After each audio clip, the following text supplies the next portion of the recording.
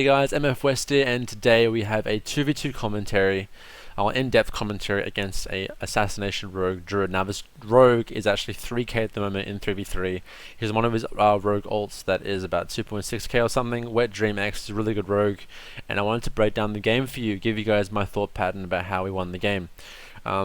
Roughly now with the healer that I'm playing with, pretty much at 2.4k MMR, dipping in and out depending on who I play with, but I am trying to look to get pretty much like the elite title, which is 2.4k in one of the brackets. I don't know which one, but they're trying to find the time to push rating.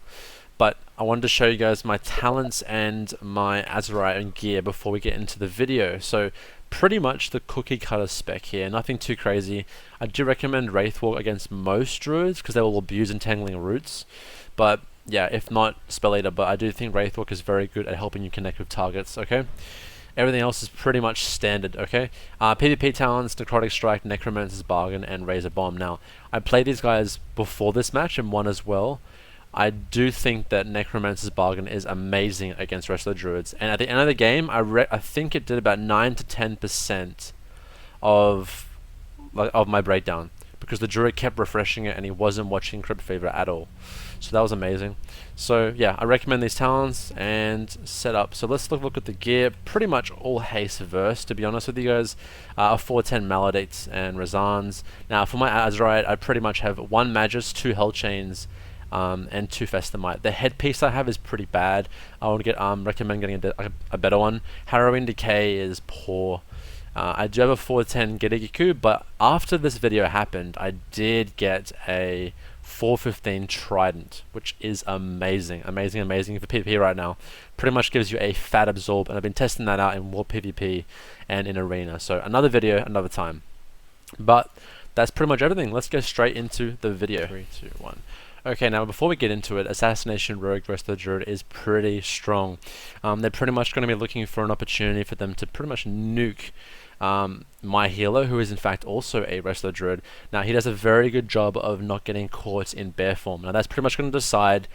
There's only so much you can do. Now in terms of stopping a rogue from doing his go on your Wrestler Druid, you have to be looking to grip step kidneys. Okay, now Shadow Step is something that will decide if the rogue is good or not. If they're using Shadow Step willy-nilly, then it's very easy for you to peel a rogue off a druid. You will notice in this video, this rogue never really Shadow Steps. He's always on top of the rest of the druid, and I guess it comes down to the rest of the druid not being able to kite well enough, or the rogue positioning is amazing. So you'll see, I'll break it down for you guys right here. So let's get into it. Okay, so start of the game, I noticed that the rogue pretty much just show himself and show the line of direction that he's heading into. So I see the way he's going, and I D&D like right behind the pillar, which is quite nice. Okay, so in the opener, pretty much you want to be keeping the druid under locks and making sure that he's in range of your pet kick here. So I get a really good opener here. The druid gets a bash and stun on him as well, gets his dots out. My druid's always looking to pretty much he's always looking to do damage. Okay, so here is really, really important. So the druid, my druid comes out first, which leaves him vulnerable to being opened on with CC. Okay, he gets blinded here, but before that happens, the rogue is looking to get a stun on my rest of the druid here, but I keep him locked down. He kidneys me, and he decides to blind my healer. Okay, because he chooses to blind because my healer actually trinkets the bash on the druid. Now, I'm not on voice with this healer, and I could have told him like, you don't need to trinket that that bash, but they were doing their all-ins on me. And now something I didn't do here, as you're going to see, is Maledict is on me. I didn't AMS it. I honestly should respect this go, because if he does get Maledict on me, he can pop Vendetta and get a lot out of me. And as you can see here, the druid, he trinkets the bash on him as well. So it's a bit of a rough spot here, but I have tools to stop this druid from getting clones onto my healer. Okay, so let's see how this pans out. But pretty much, the rogue's on a low amount of HP, and he has necrotics on him, so the druid has to be careful here. I grip the druid back in, okay, and that gives my rest of the druid some breathing room, and it's able to top me off. The rogue's in a tough spot right here, guys, to be honest, a very, very tough spot. Unnecessary Vortex, I think. He goes for the regrowth, and I kick him, so the rogue is in a really bad spot right here, and he has to dedicate Cloak of Shadows. So there's Cloak gone already, okay? So this is good. a really good start from us in general, pretty much, though. We've done very well. So try and keep your tabs on the Druid. Keep Virulent Plague up on enemy wrestler Druids. They cannot dispel Virulent Plague, and you can keep them in combat and stop them from getting drinks, okay? That's very, very, very important.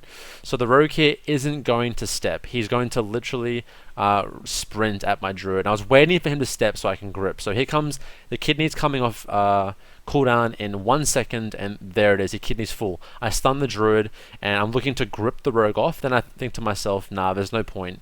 I'm just gonna save it. I pet kick the rest of the Druid's regrowth, which is really good. I'm keeping pressure up, and the good thing is this rest of the Druid is staying in range of my pet kick, which is his mistake. He can actually outrange it pretty much. He has thorns here, and I'm just death striking into it. I grip the Druid in so that I can mind freeze. He jukes me there, which is unfortunate, but this game is kind of going to turn on its side here. The Rogue gets a really good kidney onto my Druid out of form, and they get a Maledict on him into a bash. So it's looking pretty bad right here. He tries to juke me with Tranquility, does manage to do so, but I have the Rogue at a very good spot here, so it's quite good. The Maledicts are hurting, and the Druid is now looking to go offensive. I grip the Rogue behind this pillar and stun him, okay? So pretty much we'll go back and look at that. So the Druid's positioning, if anything, this Druid did well to move up to this pillar here. Me looking to grip him behind this pillar gets a lot of pressure, and he's down on evasion, and Cloak is only up in 5 seconds. So I can get a lot of damage out here on him. It's free. So grip stun him behind the pillar here. My Druid was unable to stop the Druid from moving around to Loz. He gets cloned. I'm going to kick that next clone, which is crucial to him topping himself off. Then I will get cloned here. I have nothing to stop the rest of the Druid. My pet stun was on cooldown. I couldn't stop it. I pet kicked that upcoming Solar Wrath. It locks him out of the balance tree. It's fine. The Rogue's in a bad spot here, okay? He only has Cloak left to kind of defend himself with. Again, jukes me with the Cyclone. That's good for him, and really good Vortex from my Druid here. He's trying to juke me out again. I still have grip available. I decide to use it here, and hopefully that my rest of the Druid actually does something. He does. He War Stomps him, and the Rogue will get very, very low here. Has to dedicate Cloak of Shadows. So at this position here, we're winning. I have Trinket for the blind. Him using blind on me was a big mistake in my opinion. I think he should have blinded my healer and look for a go on me. Okay, so right here we're going to go for the win pretty much. Now this is a huge part of the game. Against any other Rogue, I swear to God, any other Rogue, the game would be over because of this next play. Okay, look at the Druid's positioning over here. He is completely lined. It would take him like 3-4 globals to get around this corner and get to this Rogue. Okay, now look what this Rogue does. He sees me moving back into position. Watch this. He sees me moving into a position which will pull him out of Loz from his healer, and he does a seriously good bomb. It stops me from gripping him, and it completely fucks me. I wasn't expecting this, so I have to go into the bomb, and I get rooted inside the bomb, which is not that bad. But look at the Druid, the rest of the Druid's mana. He's looking for a drink here, and I'm perfectly fine with that because I know this Rogue has nothing left. He literally has nothing left. I have no problem with building up necrotic stacks on him.